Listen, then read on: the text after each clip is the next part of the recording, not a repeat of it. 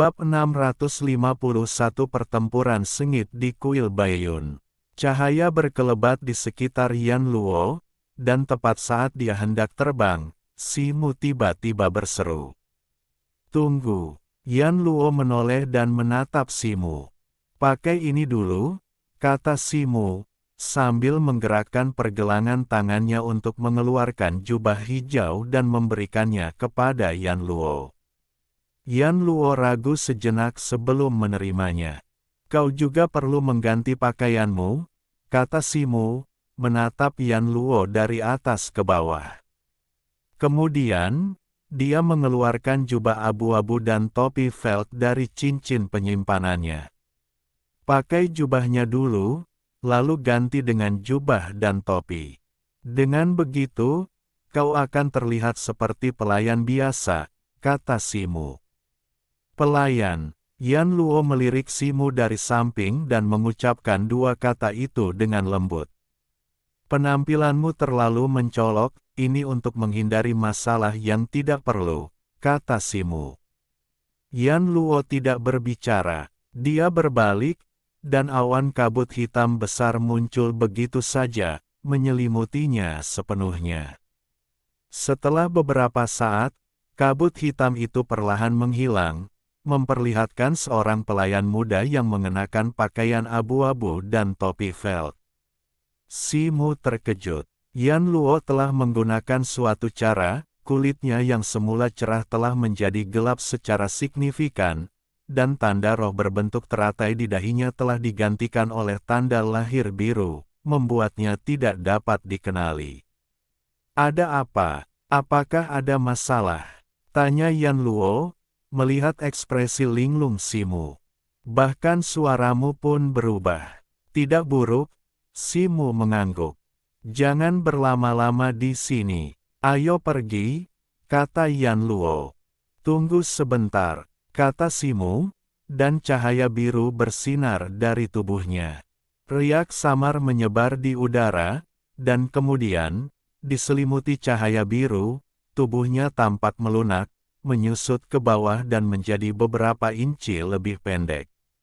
Wajahnya yang semula gelap sekarang menunjukkan tanda-tanda perubahan bentuk, hidungnya cekung, dahinya menonjol, dan garis vertikal menyerupai karakter Cina, Cuan, sungai muncul di antara alisnya, membuatnya tampak agak jelek.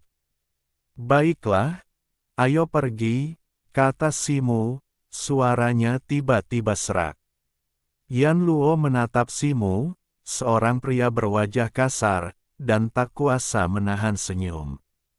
Simu terkekeh, melambaikan tangannya untuk memanggil kereta terbang bulu roh, dan keduanya melompat ke atasnya, mengejar Si Mensue dan yang lainnya di kejauhan. Setelah meninggalkan kota Donghua, keduanya mengikuti Si Mensue dan kelompoknya ke arah timur dari kejauhan. Untuk menghindari terdeteksi, mereka menjaga jarak setidaknya 20 atau 30 mil dari kelompok di depan. Sekitar setengah jam kemudian, sebuah gunung rendah secara bertahap terlihat jelas di mata Simu. Di hutan hijau di puncak gunung, terdapat sekelompok bangunan bergaya istana dengan dinding putih dan genteng hitam, menghadap ke timur dan barat, meliputi area luas yang hampir menempati seluruh gunung. Setelah melihat Si Mensue dan kelompoknya memasuki hutan, keduanya menunggu selama sebatang dupa terbakar sebelum mendarat dari langit dan tiba di gerbang paling barat. Sebuah bendera besar berdiri tegak di sebelah kiri gerbang, bertuliskan 3 karakter besar, Kuil Baiyun. Di dinding yang mengapit gerbang utama terdapat prasasti, "Tenang dan tak aktif," dan "Melupakan diri sendiri," yang ditulis dengan goresan tebal dan kuat yang menyampaikan rasa hikmat. Anehnya, Kuil Baiyun, yang terkenal sebagai sekte terbesar di planet Jimang, sangat sunyi, tanpa ada seorang pun yang menjaga gerbangnya.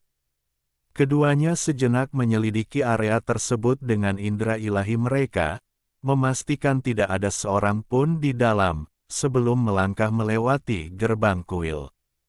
Mereka berjalan di sepanjang jalan utama, melewati bayangan bambu yang bergoyang dan pohon pinus yang menjulang tinggi, hingga mereka mencapai aula utama di bagian terdalam kuil, melewati gapura dan aula lingguan. Pintu aula sedikit terbuka, dan asap dupa mengepul dari altar di depannya, menunjukkan bahwa tempat itu tidak sepi. Namun, mereka belum bertemu satu orang pun di sepanjang jalan. Seluruh kuil Baiyun sunyi tanpa alasan yang jelas. Simu dan Yan Luo melangkah beberapa langkah ke depan dan dengan lembut mendorong pintu yang setengah tertutup, hanya untuk menemukan bahwa pintu itu kosong. Di dalam berdiri sebuah patung hikmat setinggi 20 atau 30 kaki di tengah, mengenakan jubah upacara, mahkota bertatahkan permata, dan memegang tablet giok. Seorang pelayan pria dan wanita mengapitnya. Klang! Tepat saat itu, suara seperti sesuatu yang terbalik terdengar dari belakang aula utama. Simu dan Yan Luo saling bertukar pandang, segera melewati patung itu dan keluar melalui pintu belakang. Di belakang aula utama terdapat halaman yang luas, diapit oleh dua baris pohon pinus kuno yang menjulang tinggi. Di tengah halaman berdiri sebuah bukit buatan setinggi 10 kaki yang terbuat dari batu taihu, bertuliskan teks, Taisang Ganying Pian, risalah tentang tanggapan Sang Maha Pencipta. Sekitar 100 kaki jauhnya di sisi lain bukit buatan itu, semburan cahaya bersinar. Simu dan Yan Luo bersembunyi di balik batu besar di bukit buatan itu, mengintip ke bawah ke halaman. Cahaya keemasan berbentuk setengah bola bersinar di halaman, dengan rune berbentuk aneh berkelebat di dalamnya, menyerupai semacam susunan pelindung. Saat ini, Simen Sue dan lebih dari 10 murid sekte Li Chen lainnya berdiri di tengah barisan, menatap marah ke arah sekitar 200 pendeta Taois berjubah putih yang mengelilingi mereka. Tidak jauh dari mereka, sebuah kuali emas raksasa terbalik, berukuran 3 atau 4 zang, dihiasi dengan lingkaran rune yang mendalam. Dao Yu, sekte Li Chen selalu memperlakukan kuil Baiyun dengan baik. Mengapa kau berniat melakukan tindakan pemberontakan seperti itu? Pria bermarga Qin dengan marah menunjuk seorang pendeta Taois paruh baya di hadapannya dan menegurnya. Pendeta Taois itu kurus, tetapi matanya bersinar dengan cahaya ilahi yang terkendali. Berdiri tegak di halaman, ia tampak seperti seorang immortal yang sangat mahir. Di sampingnya berdiri seorang pendeta Taois paruh baya berjanggut hitam dan seorang biarawati Taois muda. Ketiganya adalah ahli alam surgawi. Setelah memperlakukan kuil Baiyunku dengan baik, Qin Gang, izinkan aku bertanya, di mana guruku, Taois Bailong? Sejak ia diperintahkan untuk pergi ke sekte Likenmu 2 bulan lalu, tidak ada kabar darinya. Aku khawatir ia telah dipenjara olehmu, kata Dao Yu dengan suara berat. Taois Bailong berbicara kasar dan menyinggung Yang Mulia, tetapi Yang Mulia bermurah hati dan memaafkan kesalahan seriusnya. Ia saat ini sedang mengasingkan diri di puncak Miluo untuk merenungkan kesalahannya, kata Qin Gang. Kedengarannya bagus. Aku khawatir masalah yang diangkat guruku bahkan membuat Yang Mulia malu. Dao Yu mencibir. Beraninya kau, Dao Yu, berbicara tidak sopan seperti itu kepada Yang Mulia. Qin Gang sangat marah. Karena kau berani melakukannya, mengapa takut dengan apa yang orang lain katakan? Sekte Li Chen mengklaim sebagai salah satu dari 3 tanah suci, namun mereka dengan kejam merebut batu spiritual dari planet mereka sendiri sebagai persembahan. Hanya dalam 100 tahun terakhir, lebih dari 30 planet, termasuk Tuling dan Tuobo, telah mengalami penipisan sumber daya, energi spiritual mereka runtuh, dan mereka telah menjadi tanah tandus. Lebih dari 10 tahun yang lalu, bintang Kui yang bahkan intinya telah diekstraksi, membuatnya tidak mampu menahan erosi kekuatan kacau dari medan bintang. Akibatnya, seluruh planet hancur dan berubah menjadi pecahan bintang, menyebabkan kematian dan luka-luka yang tak terhitung jumlahnya. Kebejatan yang begitu mengerikan, apakah masih layak untuk kesetiaan kita? Dao Yu berteriak dengan suara berat. Mendengar ini, Simu sedikit engerutkan kening, dan mau tak mau teringat reruntuhan bintang yang telah dilewatinya sebelumnya, dan bintang pemusnahan yang hampir runtuh. Wilayah bintang Niang akan mengalami pergolakan besar. Jika kita tidak segera menyiapkan tindakan pencegahan, apalagi planet kecil seperti Tuling Kuyang, bahkan bintang Tianmang mungkin tidak dapat sepenuhnya terlindungi. Sayang sekali Bailong, sebagai kepala biara kuil Baiyun, begitu picik dan sama sekali tidak memiliki pandangan jauh ke depan. Qin Gang mendengus dingin dan berkata dengan tatapan menghina. Seperti guru kami hanya tahu bahwa praktik-praktik picik dan destruktif seperti itu melanggar hukum alam, dan kami tidak ingin terus membantu dan mendukung kejahatan. Saya menyarankan kalian untuk tidak melanjutkan tindakan-tindakan tidak bermoral seperti itu, kata Dao Yu. Kami telah banyak mendapat manfaat dari kultivasi sekte kami, itulah sebabnya kami telah mencapai apa yang kami miliki hari ini.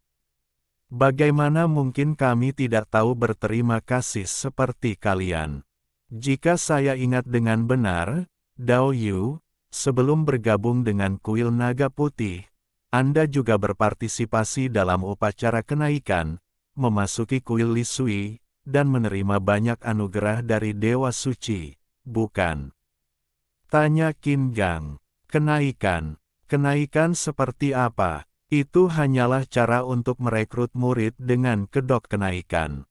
Saya sama seperti kalian, hanya pion yang direkrut oleh Sekte Li Chen untuk membantu mereka mengumpulkan sumber daya, kata Dao Yu sambil tertawa dingin. Mendengar ini, hati Simu tergerak, dan dia menatap si Mensue, memperhatikan sedikit perubahan ekspresinya, tetapi itu hanya berlangsung sesaat sebelum menghilang. Di sampingnya, Yan Luo tetap tenang seperti biasa, tidak menunjukkan reaksi apapun terhadap percakapan mereka. Cukup bicara, Lei Ji, Lin Tao, serang. Teriak Qin Gang. Cahaya ungu tiba-tiba memancar dari tubuhnya, dan palu batu sebesar kepala manusia muncul di tangannya. Di belakangnya, seorang pemuda beralis ungu dan seorang wanita menggoda juga bersinar, masing-masing mengeluarkan jimat ungu. Dengan jentikan jari mereka meluncurkan kedua jimat itu. Kedua jimat ungu itu melesat di udara dan langsung menuju sudut barat laut dan tenggara formasi emas. Tidak bagus, itu jimat pengumpul petir, mundur. Teriak Dao Yu, dan sekitar 100 orang di sekitarnya segera mundur. Begitu kedua jimat ungu itu mendarat, arus ungu melesat keluar dari mereka, terhubung satu sama lain untuk membentuk busur listrik ungu. Hancurkan, teriak Qin Gang, mengarahkan palu batu ungu ke langit, permukaannya berkilauan dengan pola spiritual.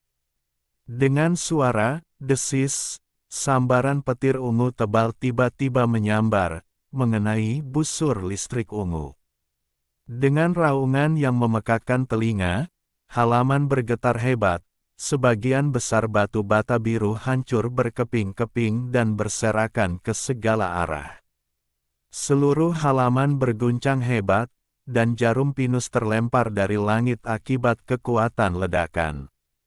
Sekitar selusin Taois berjubah putih dengan kultivasi yang tidak memadai tidak dapat menghindar tepat waktu dan terkena dampak ledakan, cahaya mereka menghilang, dan mereka batuk darah. Penghalang cahaya emas berbentuk setengah bola hancur menjadi dua di sepanjang busur listrik ungu. Bunuh! Qin Gang meraung. Lebih dari 10 sosok segera melesat keluar dari formasi, seperti sekitar selusin bola petir, menghantam Taois berjubah putih dari berbagai arah. Taois berjubah putih yang tersisa di kuil, selain Dao Yu dan dua orang lainnya, sebagian besar berada di alam bawaan akhir hingga alam bumi pertengahan akhir. Sebelumnya, mereka mengandalkan formasi untuk menjebak musuh mereka, tetapi sekarang formasi itu telah hancur, mereka tidak mampu melawan serangan dari sekitar selusin murid elit Sekte Li Chen ini. Tiba-tiba, lebih dari 10 pilar petir, masing-masing setinggi beberapa meter, menyambar kerumunan. Sebelum 20 atau 30 Taois berjubah putih dapat bereaksi, mereka hangus hitam dan tewas. Tetapi para murid kuil Baiyun tidak menunjukkan rasa takut akan kematian.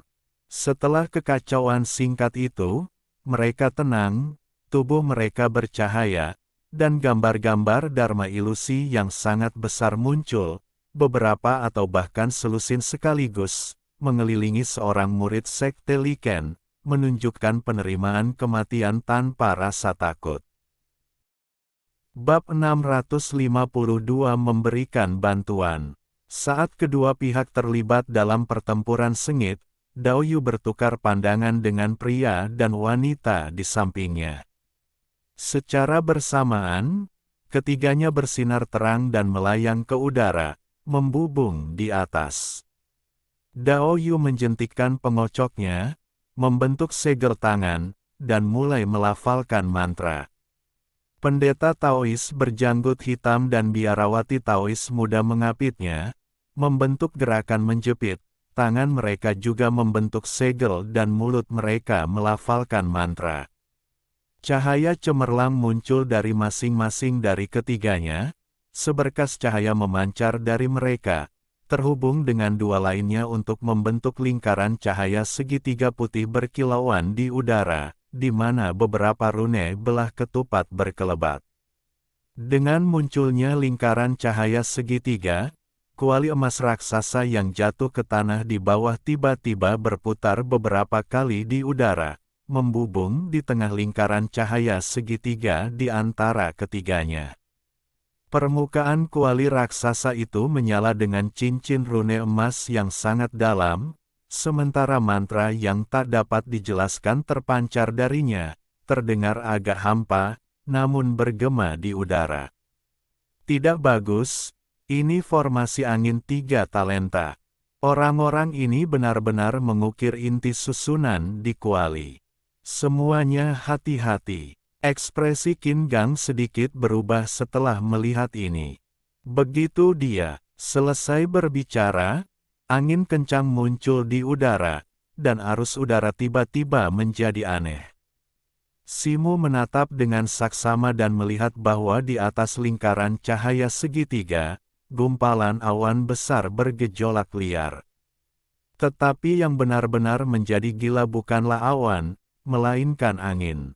Kuali emas, yang terletak di tengah lingkaran cahaya segitiga, tampaknya telah membuka portal di udara, dan arus udara dahsyat yang tak terhitung jumlahnya mengalir turun dari langit, menyerbu ke arah mulut kuali. Rune di permukaan kuali emas bersinar terang, dan bila angin emas terbang keluar, menebas ke arah belasan murid Sekte Li Chen.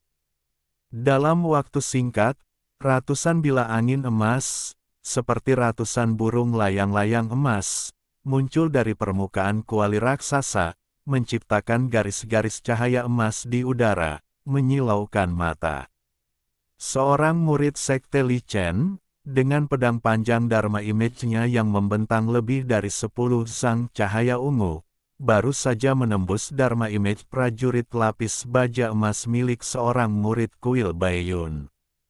Tepat ketika dia hendak memanfaatkan momentum untuk membelah murid itu menjadi dua, beberapa bilah angin emas telah menyerangnya. Reaksinya sangat cepat, Dharma Image-nya tiba-tiba menarik kembali pedang panjangnya dan menebas secara vertikal salah satu bilah angin emas tepat di depannya. Dengan bunyi, dentang, pedang panjang di tangannya patah menjadi dua. Serangan mendadak pedang angin itu mengejutkan citra dharmanya, menghancurkan penghalang cahaya pelindung di sekitarnya dan merobek kulitnya menjadi luka sayatan panjang dan sempit, dari mana darah mengalir deras. Sebelum dia bisa bergerak lagi, beberapa pedang angin lainnya melesat melewatinya secara beruntun, masing-masing dengan tepat menebas tenggorokannya. Murid sekte Li Chen itu ternganga ketakutan, tidak mampu mengeluarkan suara yang lengkap, dan akhirnya roboh tak berdaya. Tidak jauh dari Si Mensue, seorang pemuda yang agak kurus memegang pedang panjang perak yang bergerak seperti naga perak, seorang diri menghadapi serangan gabungan dari 7 Taois berjubah putih. Awalnya seimbang, dia mendapati dirinya kesulitan saat rentetan pedang angin emas menyapu masuk, jubah ungunya kini ternoda beberapa garis merah tua. Tepat ketika pemuda kurus itu hendak menyerah, kilatan cahaya putih muncul di atas kepalanya, diikuti oleh hembusan udara dingin. Hamparan besar bunga es putih menghujani dari langit, seketika menghancurkan beberapa pedang angin emas yang mendekat. Kemudian, bunga es putih itu meledak, berubah menjadi hamparan kabut putih luas yang menyapu keluar. Melihat bahaya itu, para Taois berjubah putih bergegas mundur, tetapi dua di antara mereka, yang tidak dapat melarikan diri tepat waktu, langsung tertutup kristal es putih, berubah menjadi dua patung es. Sesosok putih melintas, memegang penguasa roh giok putih. Kedua patung es itu hancur seketika, Taois berjubah putih di dalamnya bahkan tidak dapat melarikan diri. "Terima kasih, kakak senior Simen," kata pemuda kurus itu dengan tergesa-gesa setelah mengenali sosok putih itu. "Lulang, hati-hati," kata Simen Sue, lalu menghilang lagi, terbang menuju pertempuran lain di dekatnya. Di beberapa lokasi lain, beberapa murid sekte Li Chen, yang telah menyerang dengan ganas, semuanya terkena serangan pedang angin emas ini dan ditekan oleh beberapa Taois tingkat bumi yang menggunakan kekuatan aspek dharma mereka. Simu menatap burung layang-layang emas, yang berhamburan di lapangan, matanya berkilauan dengan cahaya keemasan. Qin Gang dikelilingi oleh petir ungu, mencegah pedang angin emas yang tak terhitung jumlahnya mendekat. Ia mengayunkan palu batunya, melepaskan rentetan percikan listrik yang membuat beberapa Taois berjubah putih terlempar. Kemudian, ia berteriak, "Sue Er, Lei Ji, Lin Tao, bersiaplah." Ketiganya merespons, masing-masing mendorong mundur para Taois berjubah putih di depan mereka. Mereka terbang ke udara dan bergabung dengan Qin Gang untuk mengepung Dao Yu dan yang lainnya. Begitu keempatnya berdiri diam, mereka mulai membentuk segel tangan. Petir ungu bergemuruh di sekitar mereka, dan dari dalam muncul pilar petir ungu tebal, setinggi lebih dari 10 zang, menunjuk lurus ke langit. Begitu keempat pilar terbentuk, sejumlah besar petir tumpah keluar dari mereka, menyebar ke arah dua pilar terdekat. Dalam waktu singkat, 6 layar cahaya muncul satu demi satu, membentuk kotak persegi berdiameter lebih dari 30 zang, seluruhnya berwarna ungu, di udara, menyegel Dao Yu dan dua lainnya, bersama dengan lingkaran cahaya segitiga di dalamnya. Ratusan bilah angin emas juga terperangkap di dalamnya, dan begitu muncul dari lingkaran cahaya, mereka menebas ke arah penghalang petir ungu. Suara gemuruh listrik terus terdengar, tetapi bilah angin emas tidak mampu menembusnya. Tanpa penindasan dari bilah angin emas, para murid sekte Li Chen sangat bersemangat, aura mereka meningkat alih-alih menurun. Mereka mengangkat harta sihir mereka, mengarahkannya ke langit. Suara gemuruh guntur terdengar, dan lapisan awan gelap menekan, sepenuhnya menutupi langit di atas gunung rendah tempat kuil awan putih berada. Seluruh kuil awan putih seolah-olah malam akan segera tiba, langit gelap dan suram. Dengan kilatan cahaya dari 7 atau 8 harta sihir, sambaran petir setebal bejana air, seperti pilar yang menjulang ke langit, jatuh dari awan gelap, menghantam keras kelompok Taois di kuil awan putih. Para Taois berjubah putih yang telah melepaskan gambar Dharma yang sangat besar adalah yang pertama kali gambar mereka hancur, banyak yang bahkan langsung tersambar petir.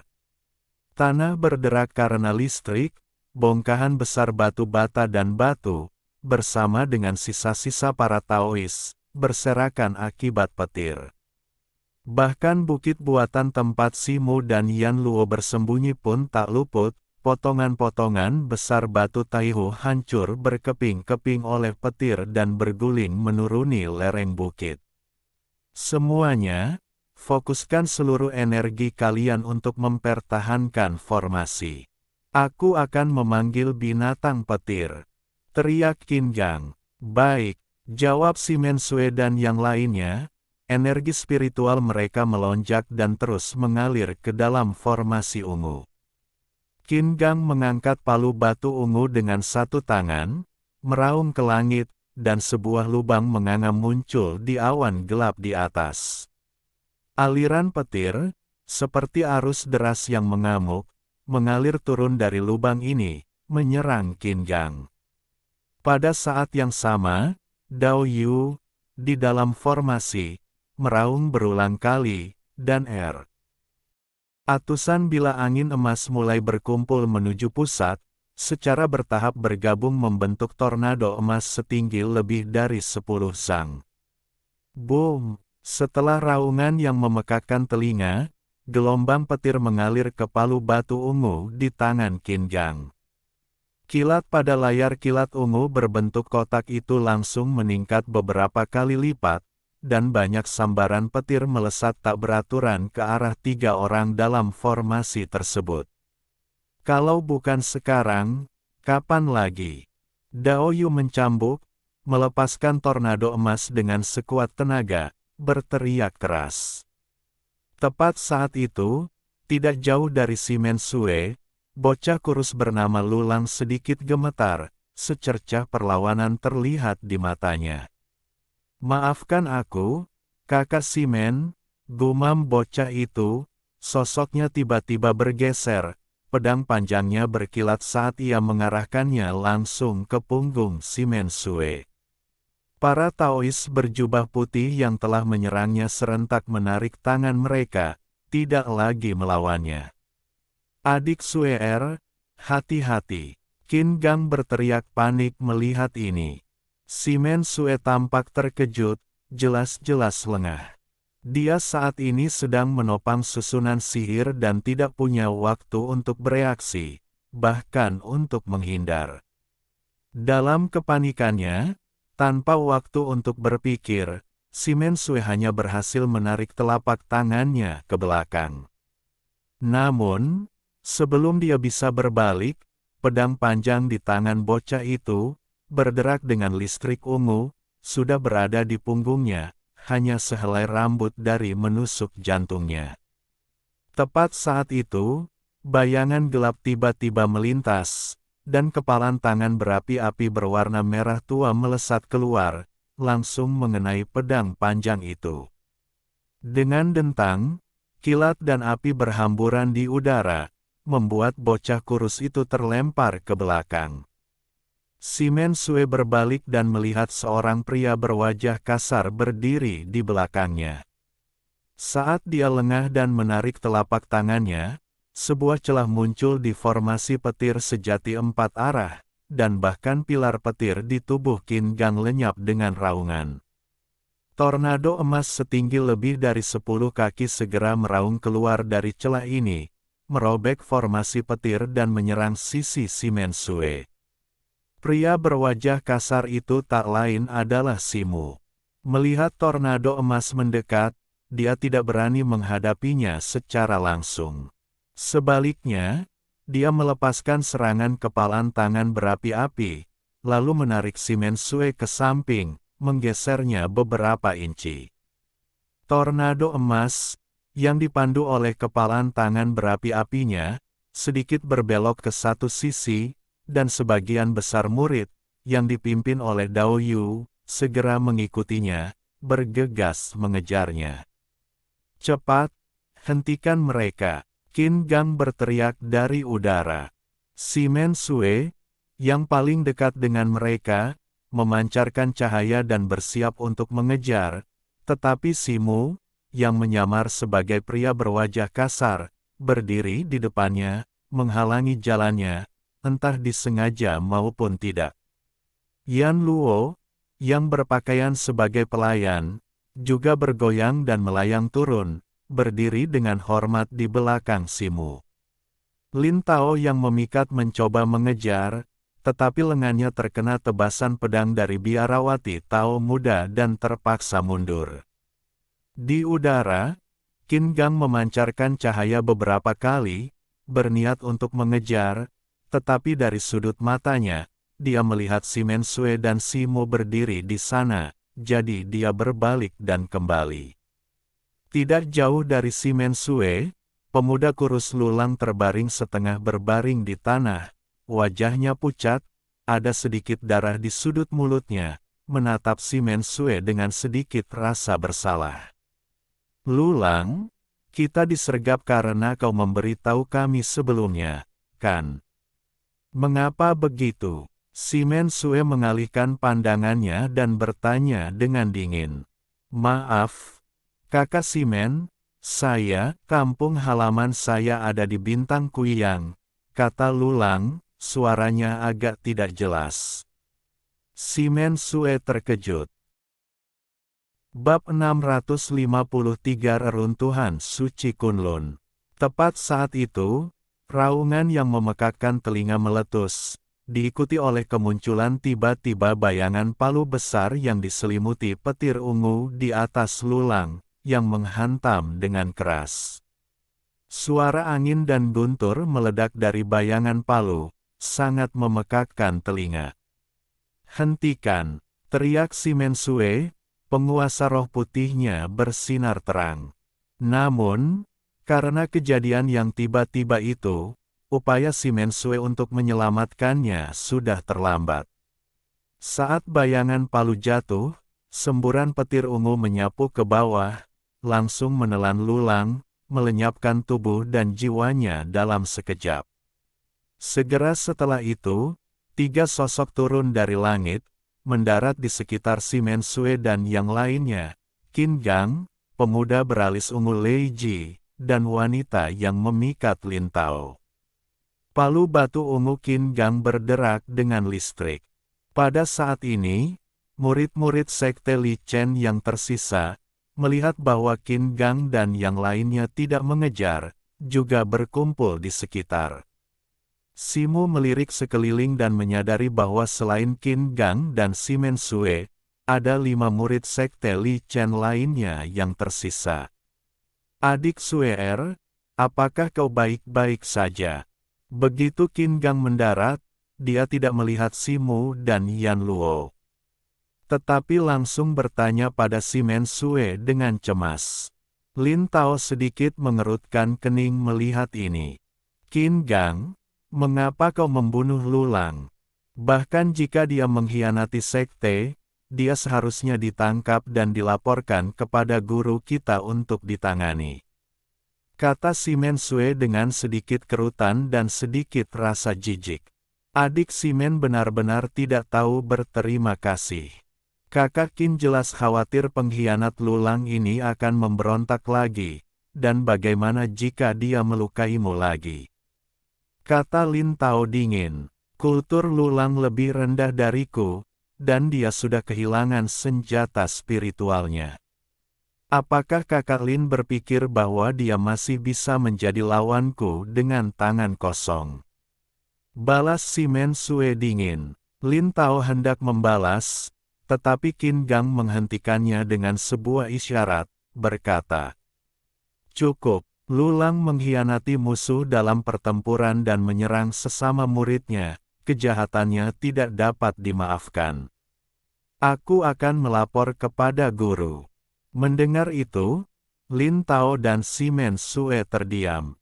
Tatapan si Men Sue beralih ke Simu. "Ngomong-ngomong, siapa kau, dan mengapa kau tiba-tiba muncul di kuil Baiyun?" Sebelum si Men Sue sempat berbicara, Qin Gang bertanya dengan belak-belakan, matanya tertuju pada Simu. "Namaku Mulei. Aku bukan dari bintang Jimang ini. Aku dan dua pelayanku kebetulan lewat. Kami pernah mendengar bahwa kuil Baiyun itu unik, jadi kami datang untuk melihatnya. Sayangnya, keberuntungan kami tidak begitu baik," jawab Simu dengan tenang. Yan Luo, mengenakan jubah abu-abu, kurus dan memakai topi felt, tampak persis seperti seorang pelayan. Berdiri di belakang Simu, dia sama sekali tidak mencolok, sehingga tidak ada seorang pun di ruangan itu yang memperhatikannya. "Adik Suer, lain kali sebaiknya kau lebih dekat dengan kakakmu. Dengan kemampuanku, aku bisa melindungimu tanpa rasa takut. Bukan urusanmu jika orang luar ikut campur." Qin Gang menatap Simu dari atas ke bawah dengan sedikit curiga, lalu tersenyum dan berkata kepada si Men Sue. Si Men Sue mengabaikan Qin Gang tetapi tidak mengatakan apapun lagi. Qin Gang kemudian menatap Simu sejenak, matanya sedikit berkedip, dan tiba-tiba dia memasang wajah tersenyum dan berkata, "Aku melihat bahwa kakakmu, kekuatanmu cukup mengesankan. Mengapa kau tidak ikut dengan kami untuk memburu sisa-sisa yang melarikan diri itu? Jika kita berhasil, Sekte Li Chen Ku pasti tidak akan memperlakukanmu dengan tidak adil. Bagaimana menurutmu?" Petik 2. Aku merasa terhormat atas undangan kakak Qin, tetapi aku lebih suka bertindak sendiri dan tidak tertarik untuk memburu sisa-sisa itu, kata Simu. Merupakan suatu kehormatan bagimu bahwa kakak senior Qin telah mengundangmu. Namun kau begitu tidak tahu berterima kasih, kata pemuda beralis ungu Lei Ji dengan suara berat. Kakak senior Lei Ji, jangan marah. Kurasa Taoismu ini mungkin hanya membantu kita karena dia menyukai adik junior Simen kita. Mengapa dia menerima undangan kakak senior Qin? Kata Lin Tao dengan sedikit senyum, nadanya ambigu. Mendengar ini, wajah Qin Gang langsung berubah gelap. Saudara Taoismu ini baru saja mengulurkan tangan untuk menyelamatkan kita.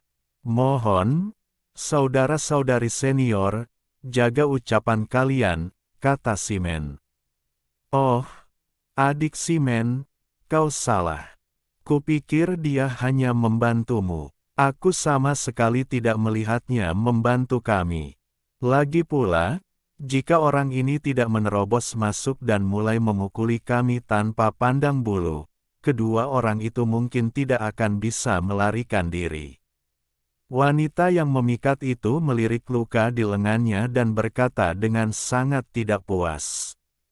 Adik Simen, aku tidak bermaksud jahat, tetapi asal-usul orang ini tidak diketahui, dan dia sangat perhatian padamu.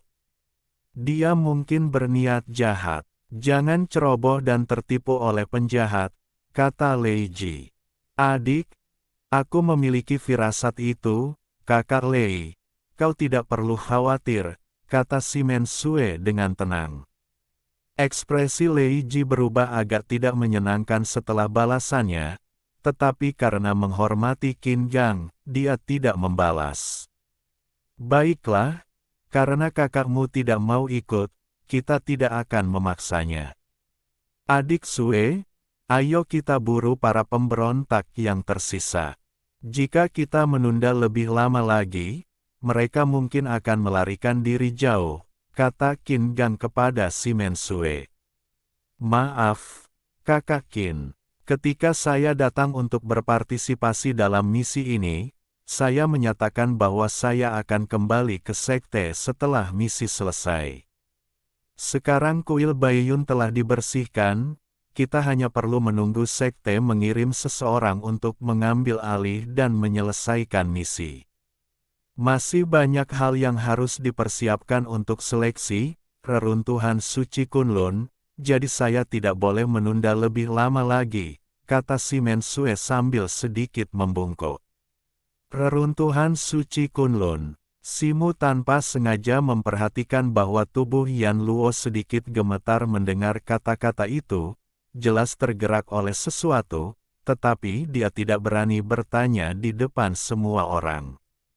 Ekspresi Qin Gang semakin tidak senang setelah ditolak langsung oleh si Mensue, tetapi karena mengetahui kepribadiannya, dia tidak mencoba membujuknya lebih lanjut. Ia hanya pergi dengan ucapan, hati-hati, adikku, dan memimpin semua orang menjauh dari kuil Baiyun, mengejar arah pelarian sisa-sisa pemberontakan. Sebelum pergi, ia menatap Simu dalam-dalam, peringatan dan ancaman di matanya sangat jelas, tetapi Simu hanya membalas dengan senyum tipis. Setelah semua orang pergi, si Mensue mengalihkan pandangannya kembali ke Simu, sedikit membungkuk, dan berkata, "Terima kasih kepada rekan Taoismu karena telah menyelamatkan saya bahkan belum sempat berterima kasih kepada Anda, dan malah Anda telah menerima kata-kata kasar seperti itu. Saya harap Anda akan memaafkan saya dan tidak menyalahkan kakak-kakak senior saya." "Tidak, apa-apa. Kekuatan saya tidak ada yang istimewa, saya tidak pantas mendapatkan pujian seperti itu. Kakak-kakak senior Anda tidak mengatakan sesuatu yang salah," kata Simu sambil tersenyum. Petik 2. Rekan Taoismu, apa yang Anda katakan? Hanya 2 gerakan yang baru saja ditunjukkan kakak senior saya telah membuat kakak-kakak senior saya yang sombong jauh tertinggal. Jika rekan Taoismu mengatakan kekuatannya rendah, saya akan benar-benar malu, kata si Mensue. Adik Simen telah mencapai tingkat surgawi di usia yang begitu muda, jauh melampaui teman-temannya. Bagaimana mungkin dia merasa malu? Kata Simu sambil tertawa riang. Lapangan bintang yang luas tak terbatas dan lautan tak berujung. Bahkan para ahli tingkat Sein pun seringkali dibatasi dalam perilaku mereka. Apa gunanya hanya tingkat surgawi? Hanya ketika suatu hari seseorang dapat memasuki alam ilahi barulah ia dapat mencapai kebebasan sejati dan nikmati pembebasan sejati. Si Mensue menatap langit yang dalam, wajahnya dipenuhi kerinduan. Simu, yang menyaksikan pemandangan ini, sepertinya telah memikirkan sesuatu, ekspresi aneh muncul di wajahnya. Dia terdiam lama. Si Mensue sepertinya merasakan kegelisahan Simu dan berkata dengan agak meminta maaf. "Kata-kataku agak lancang. Aku minta maaf karena membuat rekan Taoismu tertawa. Ngomong-ngomong, bolehkah aku bertanya siapa gurumu, dan mengapa kau di sini?" "Aku adalah murid biasa dari Tanah Suci Qinglan. Aku datang ke Bintang Tianmang untuk menjalankan misi bagi sekte. Sekarang setelah misi selesai, aku berencana untuk kembali bersama para pelayanku," kata Simu. "Jadi kau adalah murid dari Tanah Suci Qinglan. Tak heran teknik Taois saudarimu begitu mendalam, kata si Mensue. Tidak juga, aku hanya mendengar kau menyebutkan sesuatu tentang reruntuhan suci Kunlun, saudari Simen. Bolehkah aku bertanya tempat apa itu? Tanya Simu dengan santai. Saudarimu sudah lama meninggalkan sekte, bukan? Aku khawatir kau tidak tahu tentang pertempuran menentukan antara 3 tanah suci dan klan iblis hitam sebelum penghalang. Tanya si Mensue. Ketika aku meninggalkan sekte, aku hanya tahu bahwa pertempuran antara kedua pihak masih buntu. Aku benar-benar tidak tahu tentang pertempuran menentukan di garis depan, kata Simu, setengah jujur. Konon, selama pertempuran antara 3 negeri suci dan klan iblis hitam, intensitas perang menyebabkan kekacauan di medan bintang, yang mengakibatkan munculnya reruntuhan di alam abadi. Kemudian, menurut seorang dewa dari salah satu dari 3 negeri suci, reruntuhan itu seharusnya adalah domain suci Kunlun, yang dikabarkan telah hancur selama kekacauan di alam abadi lebih dari 1000 tahun yang lalu. Meskipun tempat ini sekarang berupa reruntuhan, masih ada desas-desus bahwa banyak harta karun abadi sejati tersembunyi di dalamnya, kata si Mensue. Sementara si Mensue menceritakan kisah-kisah ini, Simu terus melirik Yan Luo di sampingnya dari sudut matanya. Benar saja, setelah mendengar kata-kata ini, ekspresi Yan Luo berubah lagi, dan Simu hampir yakin bahwa Yan Luo kemungkinan besar terhubung dengan domain suci Kunlun dengan cara tertentu. Desas-desus itu mungkin tidak benar. Jika memang ada harta karun abadi, tempat ini mungkin sudah rata dengan tanah oleh para kultivator yang datang setelah mendengar berita itu sejak lama, kata Simu setengah bercanda. Saudaramu, kau bercanda. Reruntuhan suci Kunlun baru saja mulai menampakkan diri. Tempat itu disegel oleh batasan kuno yang sangat kuat, yang bahkan seorang ahli alam ilahi pun akan kesulitan untuk menembusnya. Orang biasa akan lebih sulit lagi untuk memasukinya, kata si Mensue. Bukankah ini seperti bulan di dalam air atau bunga di cermin? Sesuatu yang bisa kau lihat tetapi tidak bisa kau sentuh, hanya membuatmu gatal karena keinginan. Kata Simu, seorang ahli alam ilahi mungkin tidak dapat memecahkan segelnya, tetapi beberapa ahli alam ilahi adalah cerita yang berbeda. Bahkan, 3 negeri suci besar telah mencapai kesepakatan bahwa para penguasa suci dari ketiga negeri suci akan bersama-sama memecahkan batasan kuno tersebut setahun dari sekarang. Pada saat itu, ketiga negeri suci dapat mengirim murid di bawah peringkat Sein ke reruntuhan suci untuk mencari harta karun, jelas si Mensue. Oh, mengapa hanya mereka yang berada di bawah peringkat Sein yang diizinkan? Reruntuhan suci Kunlun disegel dengan sangat kuat di luar, dan bagian dalamnya pasti penuh bahaya. Bukankah akan lebih aman jika seorang ahli peringkat Sein memimpin tim? Tanya Simu. Bab 654 Penyamaran sebagai hukuman. Meskipun ketiga tanah suci ini merupakan aliansi, mereka tidak sepenuhnya berafiliasi. Meskipun mereka tampak harmonis di luar reruntuhan suci, apa yang mungkin terjadi di dalamnya tidak pasti.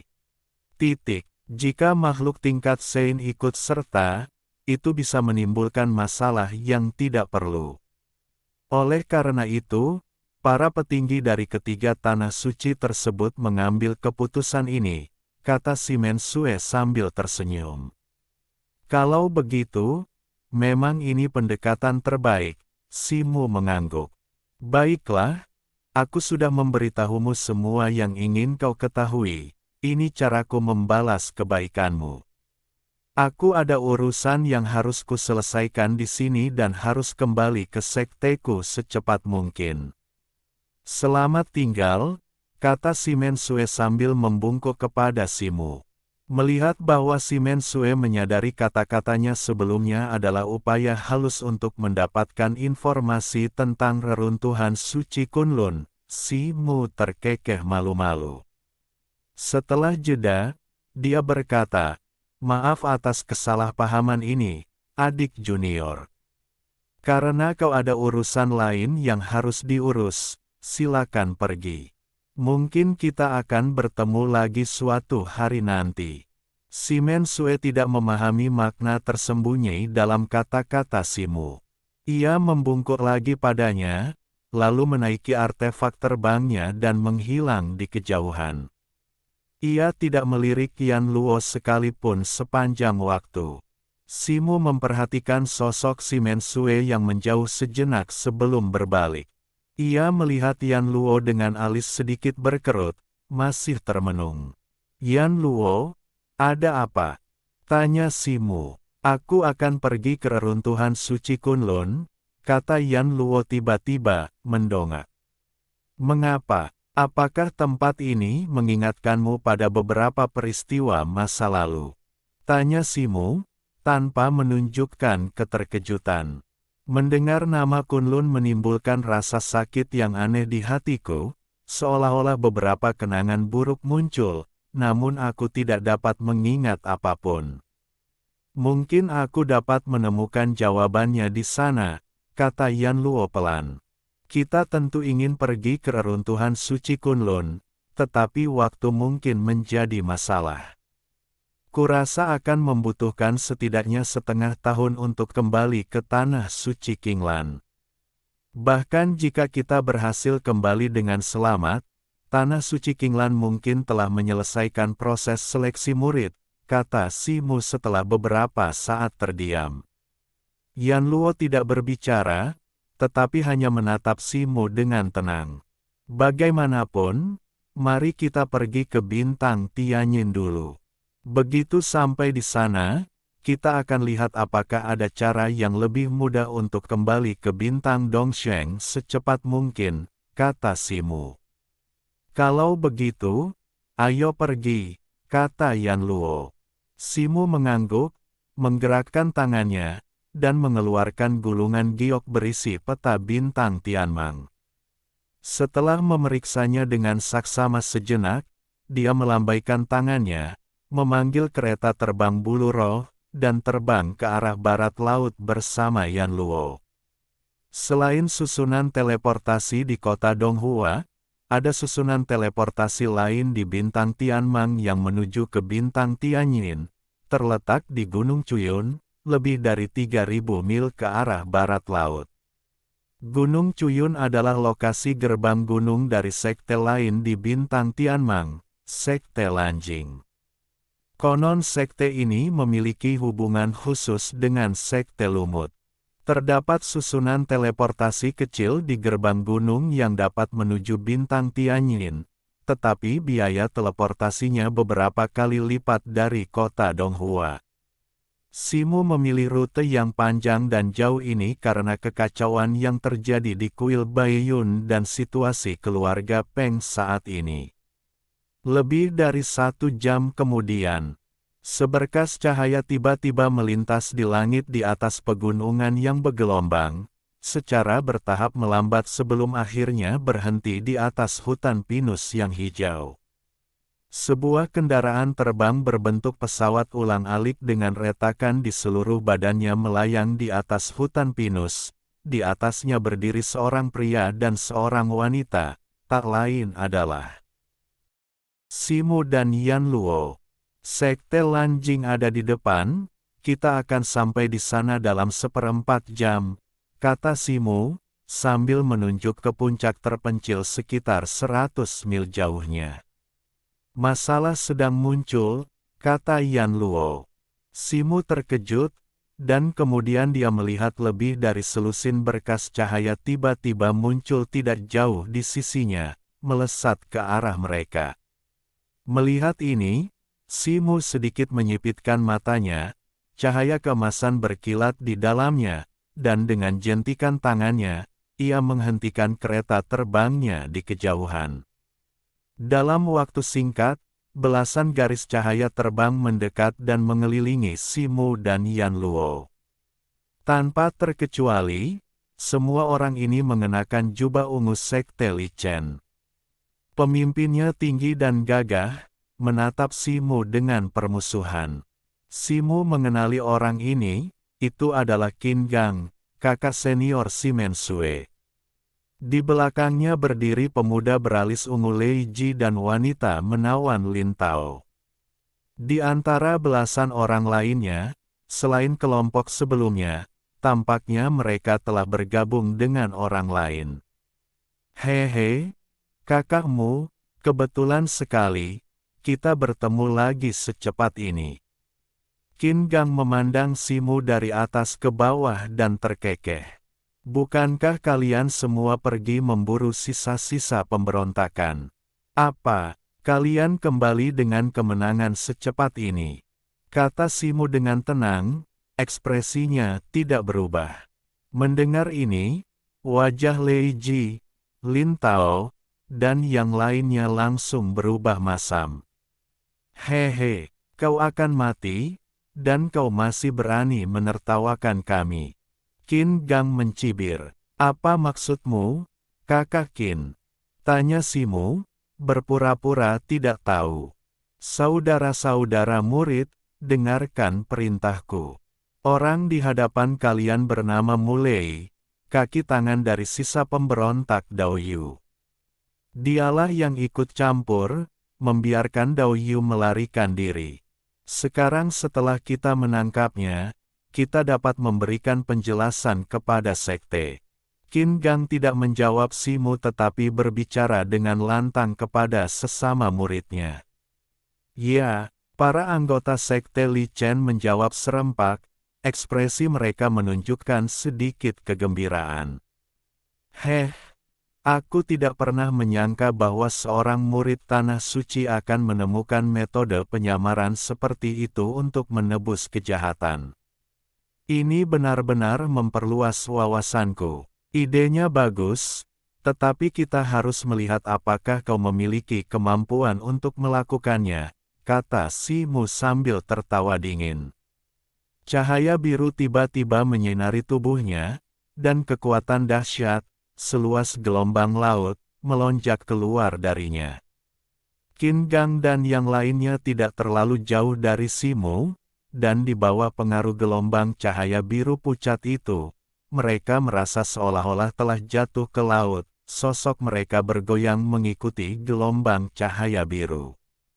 Sebagian besar orang yang tersisa hanya berada di tingkat kultivasi tingkat bumi. Meskipun mereka lebih jauh, mereka semua merasakan tekanan spiritual yang sangat besar yang dilepaskan oleh Simu dan sangat terkejut. Tidak ada yang menyangka bahwa pria sederhana ini akan memiliki kekuatan yang begitu besar. Pengkhianat yang berani melawan, mati di sini. Bentuk formasi, Qin Gang meraung, dan dia, Lei Ji, dan Lin Tao muncul di langit pada saat yang bersamaan.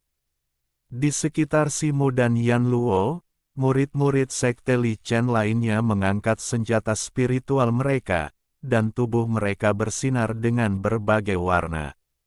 Saat lantunan mantra memenuhi udara, angin gunung tiba-tiba menyapu hutan, menyebabkan pohon pinus berdesir dan bergoyang. Sementara itu, awan tebal dan berat telah berkumpul di langit, berlapis-lapis, tampak seberat timah. Suara mendesis, aneh, tiba-tiba terdengar di udara. Tatapan Simu menyapu kerumunan dan melihat bahwa anggota sekte Li Chen semuanya diselimuti lapisan petir ungu, seolah-olah mereka mengenakan jubah petir ungu. Petir ungu ini saling menarik, terhubung, dan secara bertahap menyatu menjadi tirai petir ungu berbentuk bola, mengelilingi Simu dan Yan Luo. Kalian masih dalam masa pemulihan dari luka serius, jangan bertarung dulu. Amati saja dari pinggir lap. Angan, kata Simu lembut, sedikit menoleh ke samping. Utamakan kesehatanmu dulu, kata Yan Luo, melirik Simu. Simu menyeringai, melompat dari kereta terbang bulu roh dalam sekejap. Sebuah awan naik di bawah kakinya, dan dia melayang di udara. Dia melangkah maju, tubuhnya dipenuhi cahaya biru, lalu, dengan tinju di sisinya, dia menghantamkannya ke layar cahaya berbentuk bola. Gelombang cahaya biru yang mengelilingi Simu, seperti gelombang pasang, melonjak, dan dari dalamnya memadatkan kepalan tangan cahaya sebesar pavilion, yang menghantam layar cahaya berbentuk bola. Dengan dentuman yang memekakkan telinga, layar cahaya ungu bergetar hebat, dan murid sekte Li Chen yang paling dekat dengan tempat tinju Simu menghantam terbatuk darah dan terlempar ke belakang. Yang mengejutkan Simu, meskipun telah menemukan titik terlemah dalam formasi dan mengalahkan penciptanya, dia tidak mampu menghancurkan formasi pembunuh petir dalam satu serangan. Saat itu, Qin Gang, tepat di atas Simu, mencibir, tubuhnya memancarkan cahaya ungu. Dia mengarahkan palu batu ungu sebesar kepala manusia ke langit dan berteriak, "Panggil petir." Di sebelah kiri dan kanannya, Lei Ji dan Lin Tao masing-masing memegang bendera formasi, yang mereka ayunkan dengan ganas, melepaskan semburan petir. Raungan, yang memekakkan telinga, meletus dari awan kelabu yang tebal. Awan-awan itu, yang menyerupai gunung abu-abu besar, seketika terbelah, memperlihatkan celah-celah besar yang membentang lebih dari 10 mil, dari mana kilatan petir ungu yang intens berkelap-kelip. Simu merasakan kekuatan yang menekan yang berasal dari awan gelap di atasnya, seolah-olah binatang buas purba yang mengerikan sedang mengintai di sana, menunggu untuk melahapnya. Dengan lambaian tangannya, panji kristal biru melayang keluar, berputar cepat dan membesar beberapa kali lipat. Seluruh tubuhnya berkilauan dengan cahaya biru, dan gelombang cahaya biru yang telah melonjak di sekitarnya segera berbalik, mengembun menjadi dinding cahaya biru besar yang sedikit melengkung di atasnya dan Yan Luo. Saat dinding cahaya biru terbentuk, raungan yang memekakkan telinga meletus dari awan kelabu di atas kepala Simu, sebuah retakan besar muncul di tengahnya. Dengan suara desis yang memekakkan telinga, kilat ungu setebal bejana air turun dari langit seperti naga, langsung menembus palu batu ungu di tangan Qin Gang. Palu itu bersinar terang, dan rune misterius menyala satu demi satu. Aura Qin Gang melonjak, langsung maju ke tahap akhir alam surgawi. Menggunakan formasi aneh seperti itu untuk menghadapiku, sekte Li Chen benar-benar luar biasa. Simu mencibir melihat ini. Minumlah. Kilatan petir muncul di mata Qin Gang, dan dia tiba-tiba meraung, menyebabkan kilatan petir ungu meletus dalam radius 3 kaki di sekitarnya.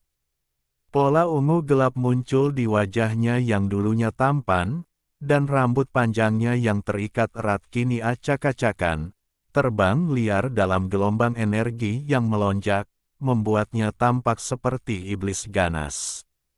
Mati. Tatapan Qin Gang beralih ke bawah, dan dia melirik Simu tanpa ekspresi.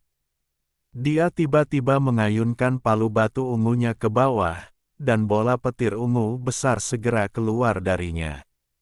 Bola petir ungu itu tiba-tiba membesar di udara, berubah menjadi makhluk listrik mengerikan dengan satu tanduk di kepalanya, wajah seperti singa, dan sayap di punggungnya, meraung saat menyerbu ke arah Simu. Bab 655 Pertempuran Dahsyat. Binatang petir. Gumam Yan Luo pada dirinya sendiri. Simu mengerutkan kening, tidak menyangka bahwa benda di tangan Qin Gang dapat menggunakan formasi besar untuk memanggil petir surgawi dan memunculkan binatang petir, seekor binatang mitos kuno. Legenda mengatakan bahwa di zaman kuno, binatang petir adalah binatang ilahi yang mengendalikan petir, memiliki kekuatan Xuan Lei yang paling murni dan paling purba.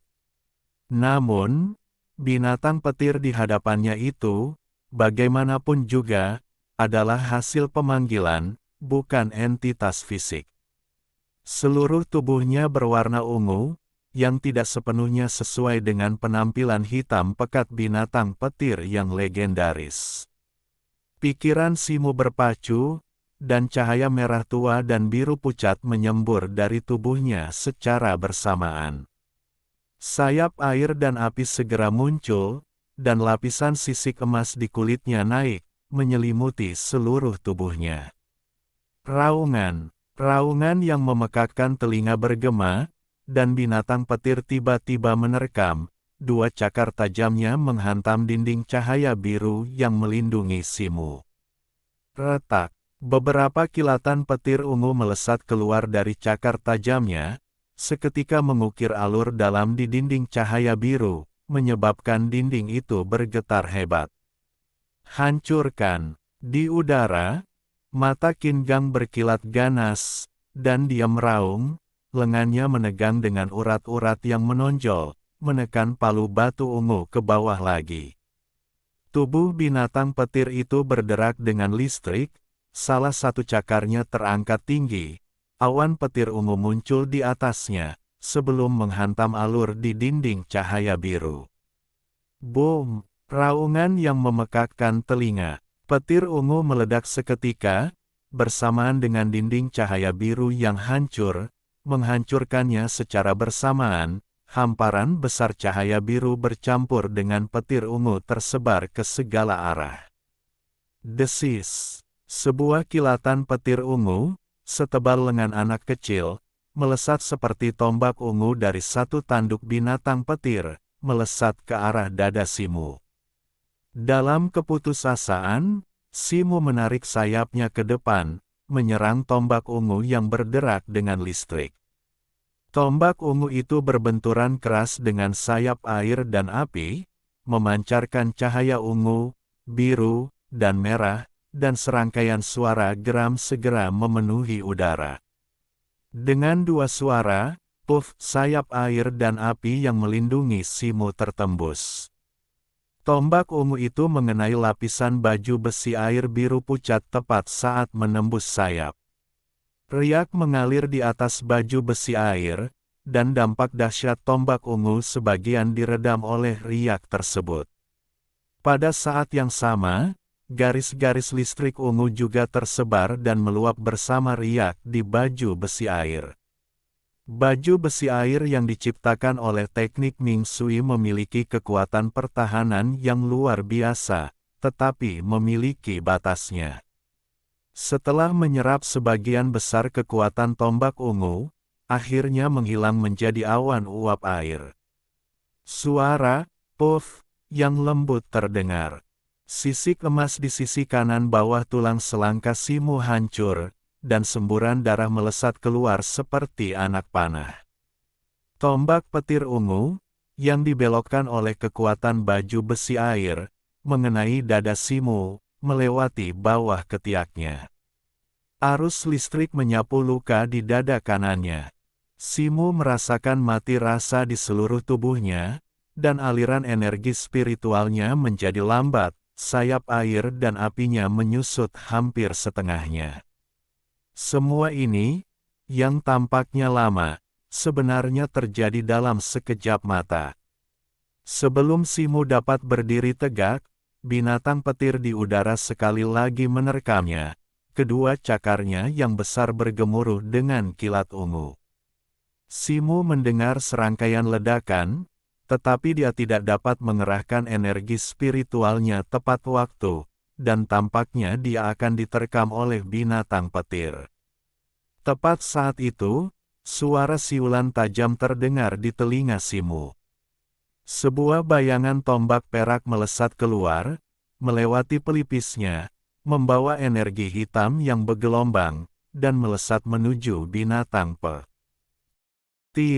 Dengan suara gedebuk yang teredam, Bayangan tombak perak itu menghantam cakar raksasa binatang petir, melepaskan gelombang energi iblis yang melingkari kaki depan binatang itu, menyelimutinya.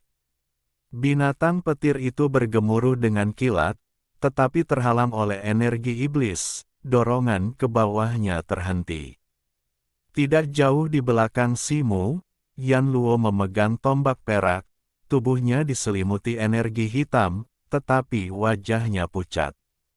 "Terima kasih. Serahkan sisanya padaku," kata Simu pelan, berguling ke belakang dan berdiri tegak. Cahaya putih terang bersinar dari lengan kirinya, dan panas yang menyengat muncul darinya, seketika menciptakan gelombang panas yang terlihat dalam radius sekitar 10 kaki di sekitarnya. "Minum," Simu meraung, melangkah maju dan melepaskan pukulan kuat ke binatang petir, yang ditahan oleh energi iblis. Bayangan kepalan tangan putih besar muncul dari udara, diselimuti api putih yang menyala-nyala, dan menghantam kepala binatang petir. Boom! Kekuatan Xuan Lei dan kekuatan Xi yang bertabrakan dengan hebat. Semburan kilat ungu besar meletus dari api putih, bercampur dengan energi iblis yang berkobar sebelum meledak sepenuhnya. Gelombang kejut berbentuk kipas raksasa menyapu dari udara, mengguncang semua murid sekte Li Chen yang berada di sekitarnya. "Mulai, kau benar-benar bersekongkol dengan klan iblis hitam." Qin Gang, dengan rambut hitamnya yang acak-acakan dan jubahnya berkibar tertiup angin, berteriak marah. Simu tidak menjawab. Dengan jentikan pergelangan tangannya, ia mengambil panji kristal biru yang melayang di sampingnya. Ia membuka mulutnya dan meludahkan tongkat hitam kecil, yang terbang keluar dan mendarat di tangannya. Dengan lambaian tangannya yang setengah terkepal, tongkat hitam kecil itu tiba-tiba memanjang, berubah menjadi tongkat hitam sepanjang sekitar 10 kaki. Aktifkan formasi. Bunuh kedua ras alien ini. Tidak jauh dari sana, wanita menawan Lin Tao berteriak. Para murid sekte Li Chen yang melayang di sekitar Simu tiba-tiba bersinar terang dengan berbagai warna. Nyanyian mereka semakin intens, dan berbagai senjata spiritual berkilat dengan petir ungu saat mereka menekannya ke penghalang cahaya bulat ungu yang menjebak Simu. Di dalam penghalang cahaya bulat itu, tonjolan besar segera muncul, dan gugusan petir ungu meledak keluar dari sana. Kilatan petir ungu yang panjang tiba-tiba muncul dari titik-titik tempat petir meledak, menyapu ke arah Simu. Simu bergerak cepat, tongkat panjangnya berkilat dan berubah menjadi bayangan hitam yang berhamburan, menangkis semua kilatan petir ungu yang menyerang dirinya dan Yan Luo. Melihat keganasan tongkat Simu dan ketidakefektifan serangan murid-muridnya, Qin Gang ragu sejenak, lalu menggertakkan giginya, dua kilatan petir ungu menyambar di matanya. Dia mengangkat palu batunya ke langit lagi, rambut hitamnya berkibar liar di tengah kilatan petir, rune aneh menyala di permukaan palu, memandikannya dengan petir ungu, membuatnya tampak seperti dewa petir. Deru guntur, yang memekakkan, telinga bergema, dan awan rendah di langit seketika terbelah dengan beberapa retakan besar, memperlihatkan arus deras yang menyerupai binatang buas yang tak terhitung jumlahnya atau sungai yang tak berujung, mengubah separuh langit menjadi ungu. Di samping Qin Gang, mata Lei Ji menunjukkan sedikit kekhawatiran, dan dia bergumam, "Kakak Qin, apakah dia akan memanggil air terjun petir Xuantian? Bukankah itu terlalu berlebihan untuk diminta?" Di sisi lain, Lin Tao menatap sosok Qin Gang dengan mata penuh kekaguman. Simu mendongak ke arah awan timah yang retak, merasakan kekuatan mengerikan yang terpancar darinya, dan mengencangkan cengkeramannya pada tongkat hitam di tangannya. Kemudian, dia menggeser kakinya, Tubuhnya berputar cepat seperti gasing. Bayangan tongkat yang menari di tongkat besi ruyinya menjadi ilusi, hanya menyisakan bayangan kabur di udara. Sambaran petir ungu di layar cahaya di sekitarnya terus-menerus menghantam bayangan-bayangan ini, tetapi semuanya terpantul saat menyentuhnya. Dua berkas cahaya, satu hitam dan satu putih, tiba-tiba bersinar dari bayangan Simu, dan pusaran yang terlihat terbentuk di sekitarnya. Simu meraung, berkas cahaya putih melesat ke langit, sementara berkas cahaya hitam jatuh ke tanah. Akhirnya, kedua berkas cahaya itu menghantam layar cahaya berbentuk bola hampir bersamaan. Suara dentuman yang memekakkan telinga bergema di seluruh layar cahaya. Para murid Sekte Li Chen, yang ditempatkan di berbagai titik, merasakan kekuatan dahsyat menghantam mereka, menyebabkan mereka gemetar hebat, tetapi mereka tidak terlempar ke belakang. Tidak ada yang istimewa. Qin Gang, yang berdiri tinggi di udara, mencibir. Kemudian, tatapannya menajam, dan dia mengayunkan palu batunya ke bawah. Saat palu itu jatuh, bendera susunan di tangan Lei Ji dan Lin Tao bersinar terang dengan cahaya ungu, lalu runtuh dengan raungan yang memekakkan telinga. Keduanya gemetar hebat, darah mengalir dari mata, hidung, mulut, dan telinga mereka, dan jatuh ke bawah. Pada saat yang sama, awan kelabu yang telah lama tertahan di langit akhirnya terlepas, bergelombang dan surut ke segala arah, seketika memperlihatkan kilat ungu di dalamnya. Serangkaian guntur terus-menerus meledak, seolah-olah langit telah terkoyak. Arus yang bergulir, seperti binatang buas ungu yang tak terhitung jumlahnya atau sungai yang mengamuk, mengalir turun dari dalam, langsung menyerbu layar cahaya ungu. Kau berani menyentuh adik Suer. Biar kukirimkan perjalanan terakhirmu dengan air terjun petir langit yang mendalam ini. Hahaha, Qin Gang meraung, sedikit kegilaan terpancar di wajahnya. Namun, sebelum tawanya mereda, ia memuntahkan seteguk darah, auranya melemah dengan cepat. Ia terhuyung dan jatuh ke tanah, jelas menderita dampak buruk yang signifikan akibat menarik paksa air terjun petir. Semburan petir ungu menghujani Simu, mengaduk energi langit dan bumi di sekitarnya menjadi kekacauan. Aliran energi yang tak terhitung jumlahnya membentuk pusaran yang mengalir ke satu arah, sepenuhnya mengelilingi air terjun petir ungu. Tetapi pada saat itu, fluktuasi aneh tiba-tiba muncul di antara dua cahaya hitam dan putih. Gravitasi tampaknya lenyap seketika, menciptakan domain spasial yang unik. Penghalang cahaya berbentuk bola yang mengelilingi Simu tiba-tiba menyempit, jatuh tepat di antara dua cahaya hitam dan putih. Simu dan Yan Luo tetap terjebak di dalam penghalang cahaya berbentuk bola, sementara para murid Sekte Li Chen yang mengendalikan formasi di luar secara tidak sengaja tertarik ke dalam cahaya hitam dan putih oleh tarikan penghalang tersebut. Setelah masuk, sekitar selusin orang itu segera menyadari anomali tersebut. Tidak dapat bergerak, mereka terjebak di dalam cahaya hitam dan putih bersama dengan formasi petir mutlak, wajah mereka dipenuhi kengerian. Tepat saat itu, dua bola cahaya, satu hitam dan satu putih, menyala terang, mewarnai ruang di sekitarnya menjadi hitam dan putih, dan kekuatan spasial yang luar biasa melonjak keluar. Kedua bola cahaya yang terpisah itu mulai menyatu, menarik energi primordial langit dan bumi, saling bergesekan seperti dua batu penggiling raksasa.